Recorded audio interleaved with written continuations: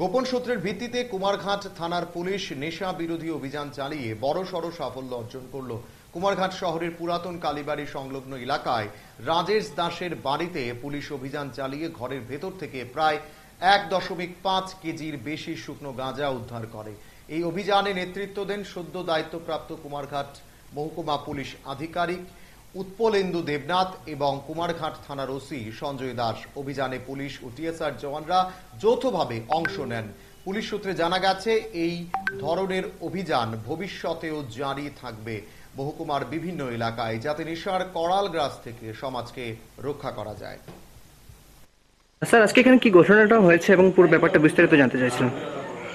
আজকে সন্ধ্যার সময় আমাদের কাছে একটা বিশেষ সূত্র খবর আছে যে এখানে কুমারঘাট পুরান কালীবাড়ি স্থিত রাজেশ দাসের বাড়িতে কন্ট্রাব্যান্ড আইটেমস থাকতে পারে বলে সেরকম একটা খবর আছে। তখন আমরা অফিসার পাঠাই, অফিসার পাই এছাড়া এটা সত্যতা যাচাই করার জন্য অফিসার পাঠাই থানা। তো তখন সে এসে দেখে যে এর বাড়িতে কিছু থাকতে পারে, তখন আমরা এক্সিকিউটিভ ম্যাজিস্ট্রেট, আমাদের সাব ডিভিশন পুলিশ অফিসার, আমি এখানে আসার পরে তার ঘর সার্চ করে ইন্ডিপেন্ডেন্ট উইটনেস ছিল, তাদের ঘর সার্চ করে আমরা একটা গাঁজার প্যাকেট পাই, যেখানে ওজন করে দেখা যায় 1 কেজি 570 গ্রাম আছে। আচ্ছা, এটা বাজার মূল্য কেমন হবে স্যার? বাজার মূল্য মানে 10,000 টাকার মতন হবে। 10,000 টাকার মতো হবে।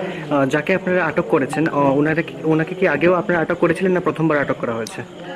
আমার টেনিউরে প্রথম, কিন্তু এখানের এলাকাবাসী যেটা বক্তব্য, এইসব কাজে বা এক দোকান আছে সামনে রাস্তার সাথে, দোকানে প্রায় সময় অন্য লোকের আড্ডা বসে, এই জন্য এরা ওয়ার্নিং দেওয়া হয়েছে, কিন্তু শুধরায়নি।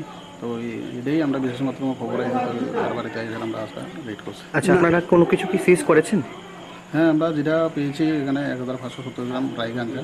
আচ্ছা, আর ওনার যে ব্যবসায়িক প্রতিষ্ঠানটা আছে ওটাকে সিজ করা হয়েছে? না, এটা তো আমরা দিতাম না, যেহেতু দোকানে কোনো কিছু পাওয়া যায়নি।